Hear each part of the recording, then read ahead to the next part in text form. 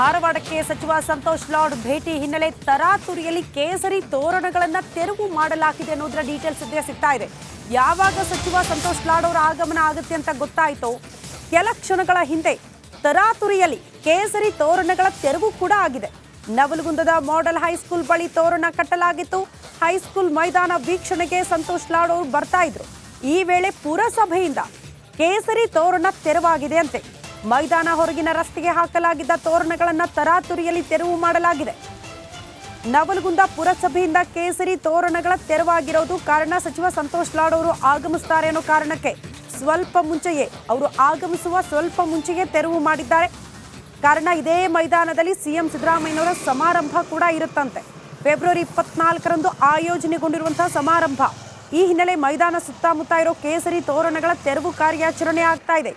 ರಾಮ ಮಂದಿರ ಉದ್ಘಾಟನೆಯ ಸಂದರ್ಭದಲ್ಲಿ ಹಾಕಲಾಗಿದ್ದಂತಹ ತೋರಣಗಳು, ಮೆರವಣಿಗೆ ಪ್ರಯುಕ್ತ ರಸ್ತೆ ಬದಿಗೆ ಅಳವಡಿಸಲಾಗಿತ್ತು ತೋರಣಗಳು, ಅದು ಈಗ ತೆರವಾಗ್ತಾ ಇರೋದು.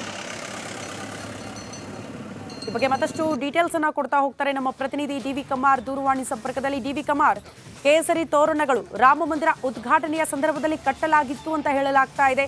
ಯಾಕೆ ತರಾತುರಿಯಲ್ಲಿ ಅದನ್ನ ತೆರವು ಮಾಡ್ತಾ ಇರೋದು? ಭಯಾನ ಕಾಂಗ್ರೆಸ್ ನಾಯಕರಿಗೆ?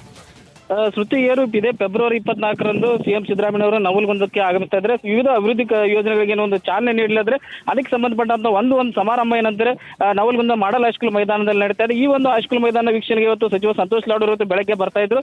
ಆದ್ರೆ ಬರೋಕ್ಕಿಂತ ಮುಂಚೆ ಏನಂತಾರೆ ಮಾಡೆಲ್ ಹೈಸ್ಕೂಲ್ ಮೈದಾನದ ಹೊರಗಡೆ ಇರುವಂತಹ ರಸ್ತೆಯಲ್ಲಿ ಏನಂತಂದ್ರೆ ಕೇಸರಿಯ ತೋರಣಗಳನ್ನು ಹಾಕಲಾಗಿತ್ತು. ಇತ್ತೀಚೆಗೆ ರಾಮ ಮಂದಿರ ಉದ್ಘಾಟನೆ ಕಾರ್ಯಕ್ರಮ ನಡೆದಂತ ಸಂದರ್ಭದಲ್ಲಿ ಇದೇ ಮಾರ್ಗದಲ್ಲಿ ಮೆರವಣಿಗೆಗಳು ಕೂಡ ಏನಂದ್ರೆ ಹಾದು ಹೋಗಿದ್ದು. ಈ ಹಿನ್ನೆಲೆ ಅಂತಂದ್ರೆ ಅವತ್ತಿಂದ ಇವತ್ತಿನವರೆಗೂ ತೆರವುಗೊಳಿಸುವಂತ ಕಾರ್ಯವನ್ನು ಪುರಸಭೆ ಮಾಡಿರಲಿಲ್ಲ. ಈಗಾಗಲೇ ರಾಮ ಮಂದಿರ ಉದ್ಘಾಟನೆ ಮುಗಿದು ಬಹಳ ದಿನಗಳಾದ್ರೂ ಕೂಡ ಏನಂತಾರೆ ಪುರಸಭೆ ಎಚ್ಚೆತ್ತುಕೊಂಡಿರಲಿಲ್ಲ.